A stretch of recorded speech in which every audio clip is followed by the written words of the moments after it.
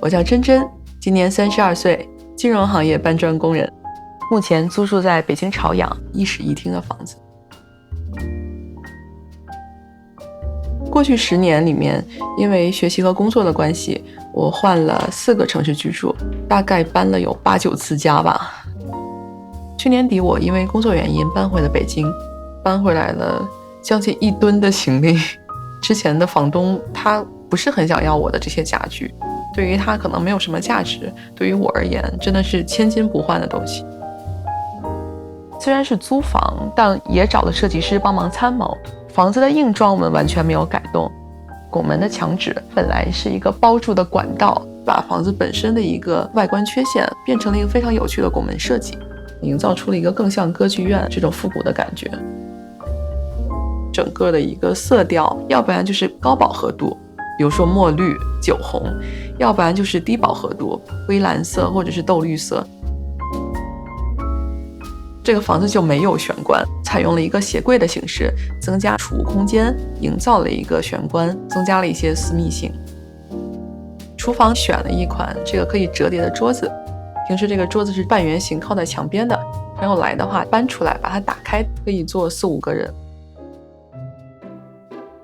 设计这个家里面东西的排列的时候，第一个标准就是它一定要和我有情感连接，拉了一张清单，结合一个有限的空间吧，去做一个收藏品的一个分布。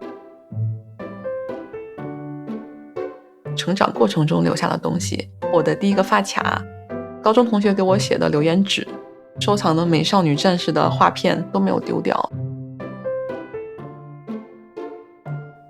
唱片里面买的最早的一张是2000年 CD， 当时是40块钱一张，很大一笔零用钱了。就在家里面做家务刷碗去买了一张肖邦的 CD， 现在还是能听的。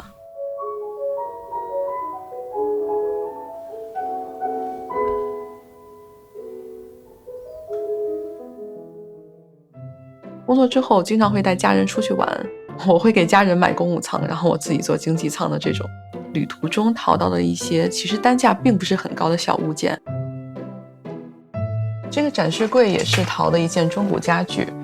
这条项链是我当时在墨西哥做义工的时候，当时是住在墨西哥一个本地的寄宿家庭的家里面，他们家里面就是做这种本地的一些手工艺的项链。这个酒塞是我带家人出去旅游的时候，跟我爸爸在河边喝了一瓶酒，想要去记住当时2个人互相理解的那种心情。更享受去买一些偏老一点的东西，甚至是已经老到故障的东西都没有关系，我可以回来把它修复。德律风根唱收一体机1955年左右的，在二手店摆了很久，就是根本卖不出去。抬回来之后，把后面的电子管都拆出来啊，把上面的锈啊、蜘蛛网啊都擦掉，做了一个整体的翻新。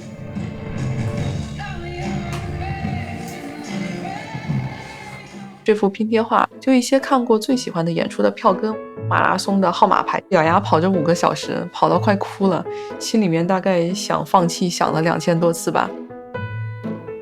客厅的落地灯，包括卧室的顶灯，都是在京都的时候偶然发现了一个大概300、400年的一个和纸老店，可以定做纸灯的。前前后后沟通了有1个多月的时间，5个月的时间才到我的手里面。大部分时间都在工作，可能在你想到过的任何地方都回复过邮件。看演出的半途抱着电脑冲出大厅，蹲在门口去回复邮件。很难预见到2、3年甚至3、5年之后我会在什么地方。